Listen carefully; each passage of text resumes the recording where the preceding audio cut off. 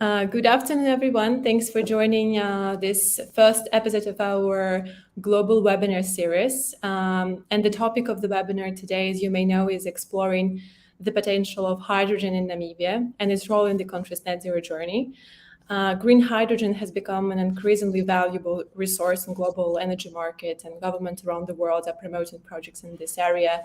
And Namibia is one of the African countries that seems to be on the starting line with the developed markets. And today we're honored to host with us today three very distinguished speakers to talk about this topic and also to offer a preview of the upcoming third Global Energy Week taking place on the 27th and 29th of June in London. So let me start with introducing Mr. James Mnyupe, Presidential Economic Advisor at Namibian Presidency.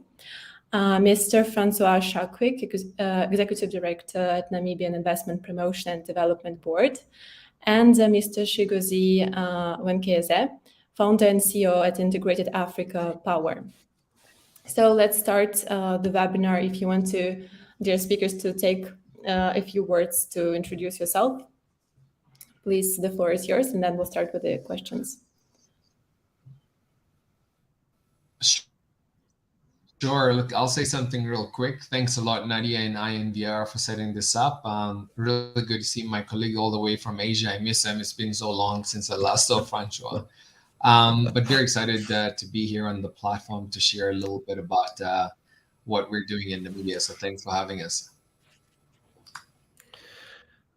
Good evening, Nadia, James, Chigozie. Thank you for having me this evening. Yes, like James said, indeed, we've been through a very busy time, and I think so. Definitely from a hydrogen and a renewables energy point of view, exciting things are in the pipeline. So yeah, and we're excited to talk about it today. Thank you. Also, thank you from my side for inviting me, Nadia. I'm also happy to be here with my fellow co-panelists, James. Happy to see you again, François. Yeah, so I'm excited for the discussion that is going to come forth. Okay, great. Thank you so much for being with us today. So let's start with a few questions for James. James, what is Namibia's current strategy to promote renewable energy in the country, and especially hydrogen, of course? Is there a roadmap in place? If so, could you give us some more details?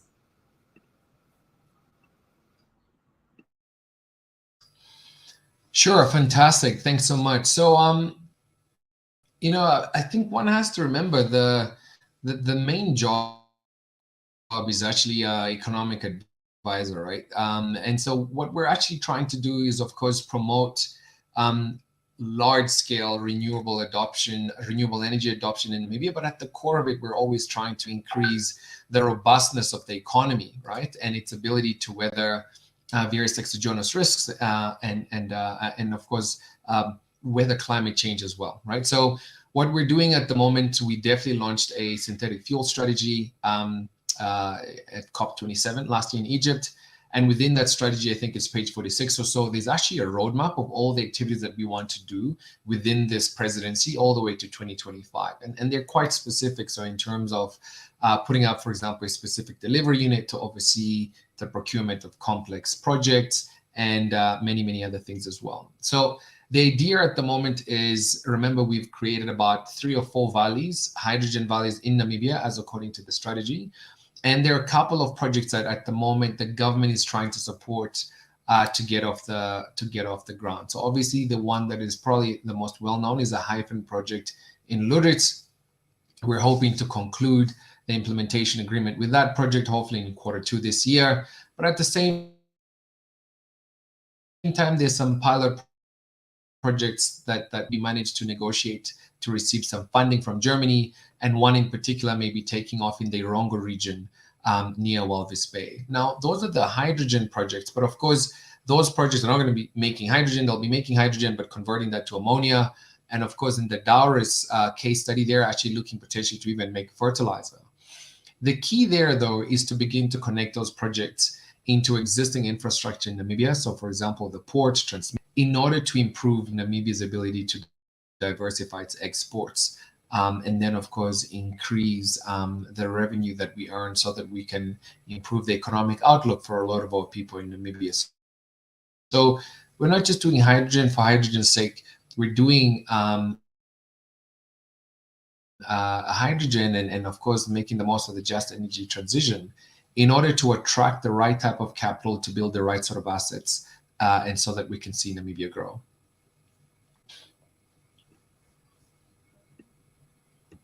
Okay, thank you. And Chigozie, maybe you could also tell us about your vision, how hydrogen could help enabling the energy and industry transition, and what are the current tracks and figures that you could highlight from the African hydrogen landscape, and also if Africa has everything it needs to have to become a leading supplier of hydrogen.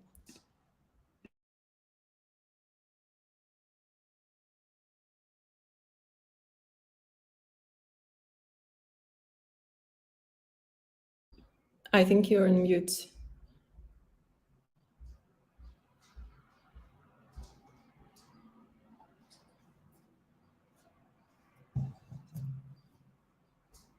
Okay, maybe someone from the speakers could answer this question. I guess there are some connection problems that Chigozie is tackling with. Yeah, so I'm happy to jump in. So in terms of sure, renewables, I can try and tackle it. So you were. Go ahead. Yeah, so maybe you could just shed some light on what is exactly the role of hydrogen in the energy transition, and what is the facts and figures that help us understand that Africa actually has everything it has to have to become a leading supplier of hydrogen.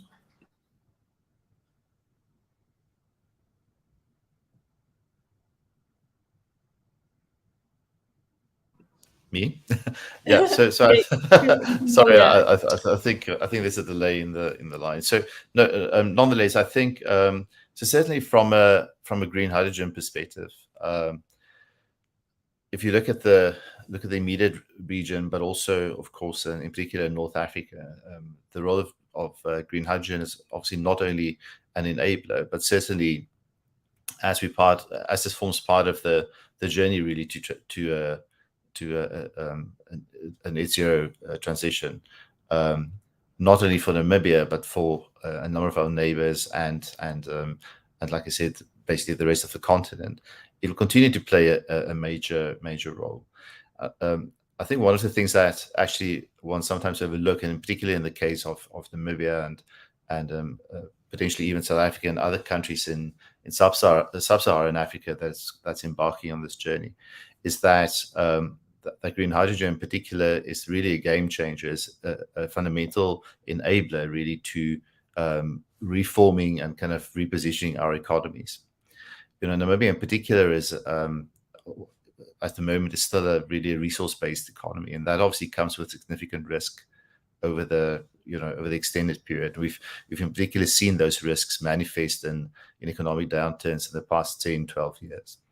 And I think, and James can probably talk about this in much greater length, but the reality of it is that it is very necessary for us to start looking beyond, the obvious. So although mining is a very important part of our economy, it is also very important for us to look beyond mining. And I think green hydrogen in particular can play a role in that. And of course, not only green hydrogen, but like the other derivative products, like we said before, green ammonia and a number of others. Thank you.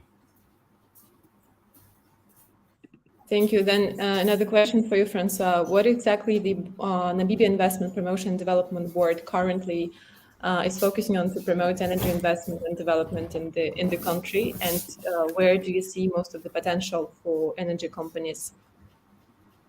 So actually, ironically as it is, we have to do very, very little. I think that it is down to a wider government team, and we like to talk about Team Namibia. So it is, of course, James's office, our colleagues at the Ministry of Mines and Energy, of course, our agency, and a number of other colleagues across government that really hold hands in not only promoting the green hydrogen potential, but also at the same time, and I think renewables really comes in as a byproduct of that work. And we've been fortunate to either host a pavilion or be part of a number of large international events over the past few months, and in particular at World Economic Forum last year. Of course, at the two most recent COPs, 26 and 27, and I think kind of this presence on the world stage really is important, not only for us to communicate our message, but also to attract that necessary attention to the renewables market. So in terms of renewables investment in particular, Namibia is quite fortunate in the sense that we've, over the medium term, started to deregulate our electricity sector. We, of course, we're very cognizant of the fact that there are constraints in the system, and these constraints are being addressed at the moment through careful planning and strategy by the ministry and the state-owned electricity company NamPower. The reality of it is that though that there's a vibrant IPP sector, I think the constraints I mentioned is really around maybe to a certain extent grid capacity. So we need to manage that absorption into the grid system very carefully.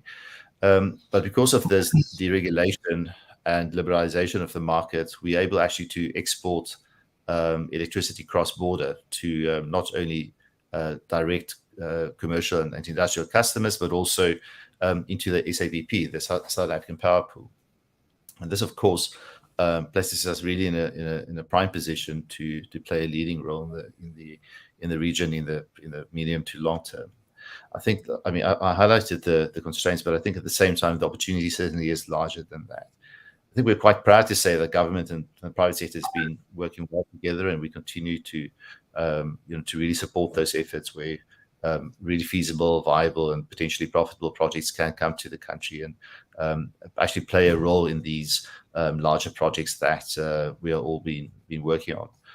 But it's maybe better to ask James actually the impact of renewables, the potential renewables on actually the cost of electricity. I think there's definitely some good news in that as well. Thank you. Thank you. James, maybe you could also share some thoughts on what are Namibia's regional competitive and comparative advantages in regards to hydrogen and renewables production, and also potentially export. Sure, I'm happy to do that. So by now, most people know that Namibia probably has some of the best co-located renewable energy resources when it comes to wind and solar. But also, by the way, just having wind and solar in the same place is great. But what's quite interesting about the profile of the renewable energy asset in Namibia is it's actually fairly complementary. So the sun sort of obviously shines during the day, but the wind gets really, really strong in the evening and at the night. And obviously that complementarity, if properly modeled and captured, can really help with basically increasing your capacity or utilization of your electrolyzers, and of course minimizing your levelized cost of hydrogen. So that's the scientific part. But the one thing I think in your previous question as well, you sort of say, does Africa have everything it needs to make hydrogen? Based on that conversation, we've got the land, we've got the port, we've got the wind and the sun, and they're all co-located, but that is not near enough, right? We also need a significant amount of infrastructure that needs to still be built out. By the way, that would be a disadvantage compared to any other jurisdiction that already has ammonia handling terminals or liquefaction tanks. So that's an interesting one you have to overcome, but very importantly as well, and sometimes people underestimate the importance of this, is the capital. Being able to raise $13.5 billion is not an easy task. One, two, the cost of capital is going to be a significant driver of your levelized cost of hydrogen. So raising a lot of money, but also raising it cheaply are obviously things not many African nations are extremely very good at. And so really doing this in partnership with your customer markets becomes, I think, a very strategic consideration if you want to succeed. And then, of course, the last thing I will say, for example, in Namibia, because, of course, I've spoken about some advantages, but let's be honest and speak about some challenges. Lüderitz, where this is going going to be happening with regards to the population, but also with regards to the size of the cities. So we're having to do significant baseline studies that are trying to establish, first of all, what does the local labor force look like? What are their skill sets? But importantly as well, how does the town and the city have to get augmented, increased in size, looking at bulk infrastructure that'll have to be developed. So hydrogen and the molecule itself, which is ammonia, of course, is very exciting, but it has quite a significant impact from an infrastructure perspective, from a capital raising perspective as well. So a very, very, very holistic value proposition is underway to try and get that done. And then, of course, there's quite a regional impact as well. The project that we are working on in the south will produce excess electricity, which typically would be curtailed. And we're thinking of smart ways to actually capture that onto the grid and sell that onto the SAPP as well, in order to bolster regional energy security and not just Namibian. So these are some of the conversations that you have to be having when you're building projects the size of the one that we're looking to build. For context, by the way, I think the NEOM project financial closed at about 8.5 billion. So you sort of need to add another 5 billion on top of that to get to the scale of what we're looking to do. So obviously unprecedented on many different angles. Okay, thank you so much. Chigozie, I think we got your back, right? Can you hear us well? If so, hello? No, I don't think so. Okay. In this case, another question for François. In your opinion, what are Namibia's current... Yes, I can. Okay, you can. Cool. Nice. So then another question for you. Maybe we could start with telling us a bit more about Integrated Africa Power and what are the main objectives. Yeah, can you hear me? Yes, we can.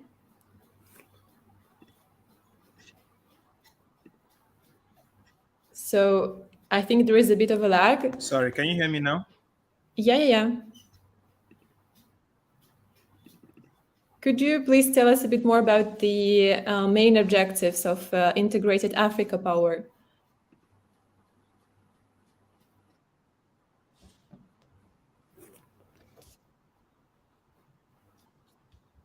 Okay, I don't think you can hear as well.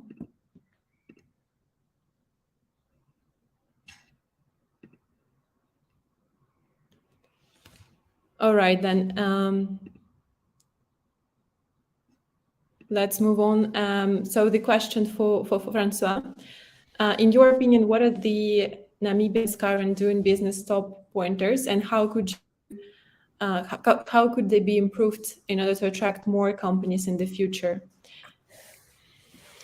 Obviously creating a perfect business environment or attractive business environment is not an overnight task to accomplish. I think since the board was established in 2021, it certainly has been one of the key areas that we've been focusing on. It is ease of doing business.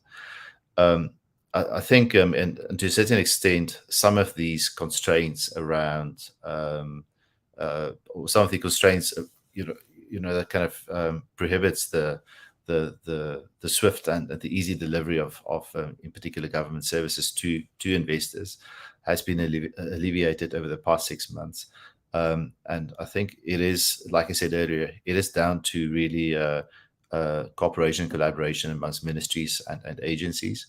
And of course, this is not a one-off thing. Of course, it is down to being able to deliver that level of service consistently.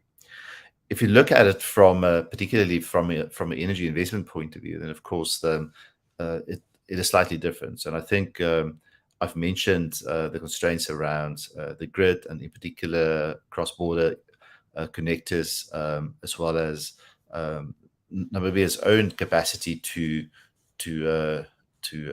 wheel and to push electricity into various parts of the network.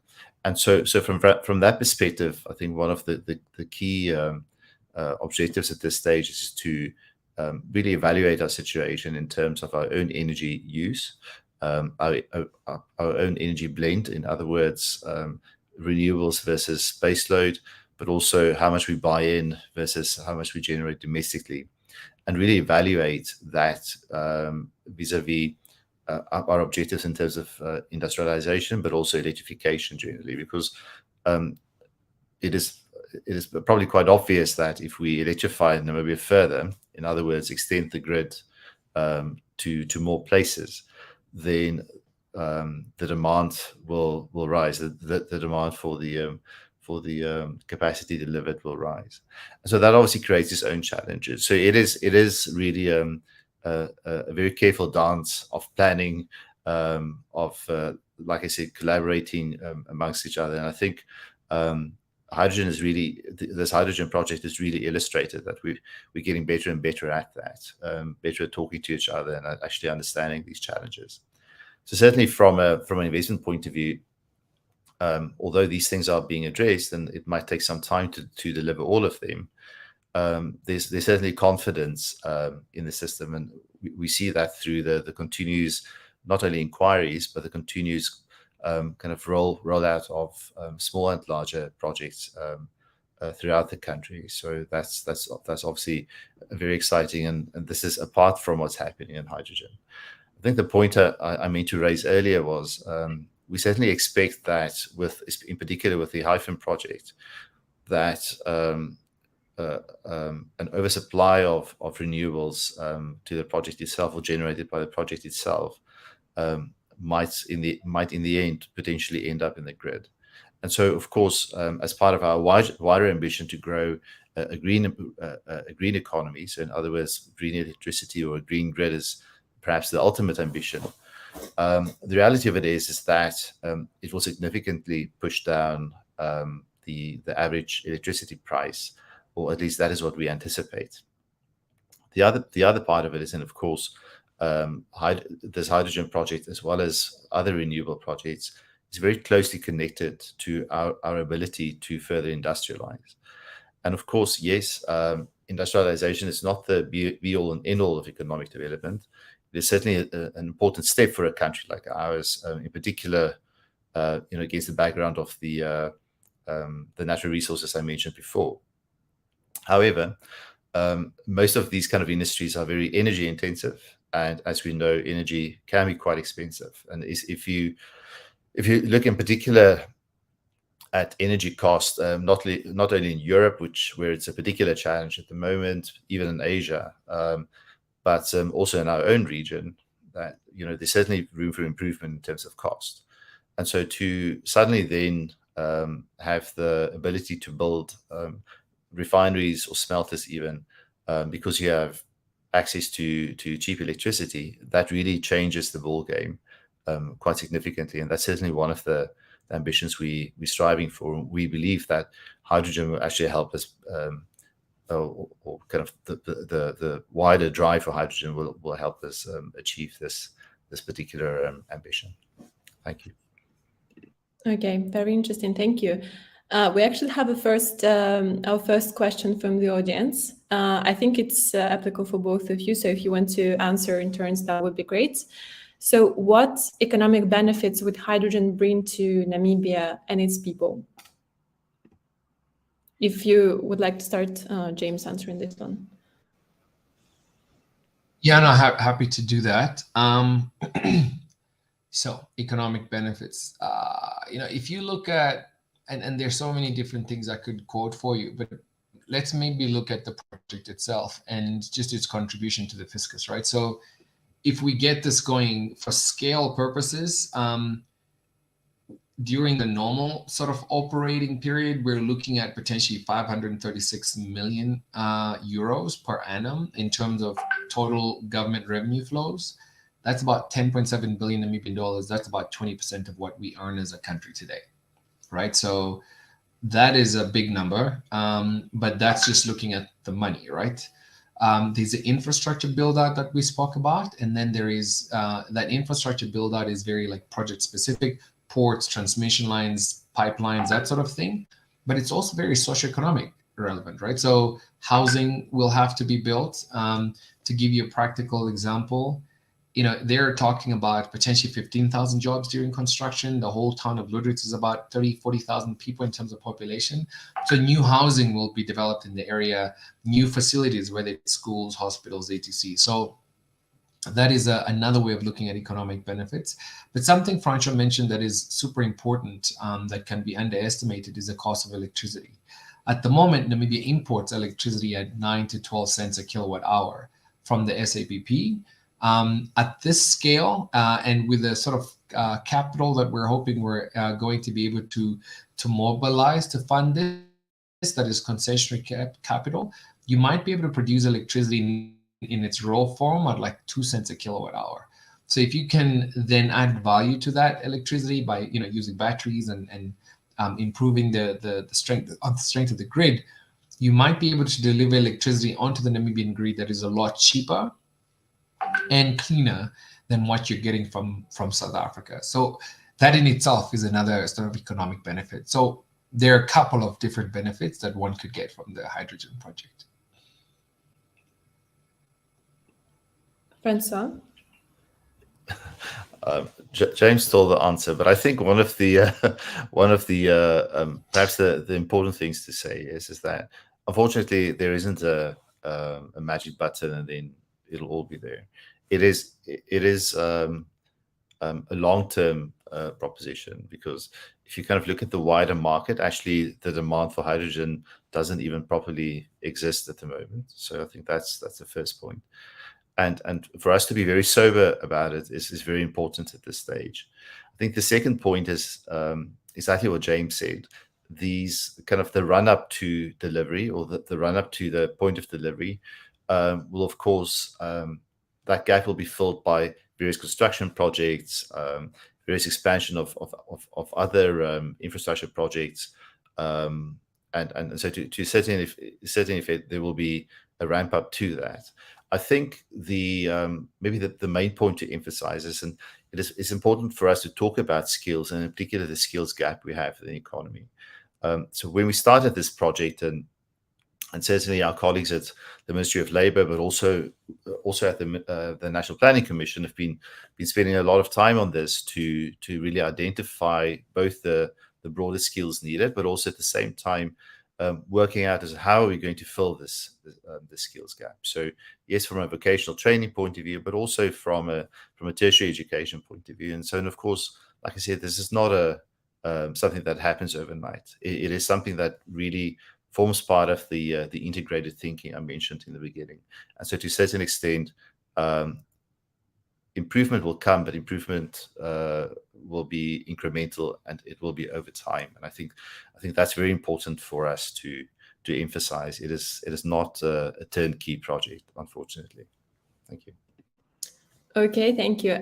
We have another question from the audience. What are the environmental advantages of hydrogen versus other renewable sources? But maybe we can broaden this question and talk about the advantages of hydrogen in general versus the renewable sources, and why Namibia is so much focusing on this, on hydrogen as the green hydrogen as the main green energy resource. Also, the question. So yeah, let's start with you, James.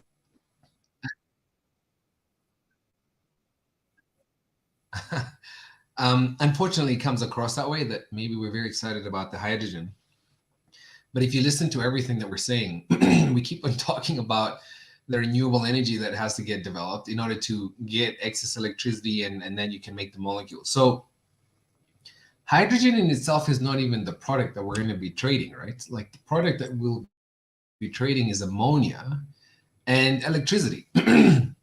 So it just so happens that, of course, to make green ammonia, you need the hydrogen, but to make the hydrogen, you need the renewable electricity. So the idea here is that where you can, the world has accepted that it's useful to electrify everything first, right? So use electricity directly into electric vehicles, industrial purposes, that sort of thing.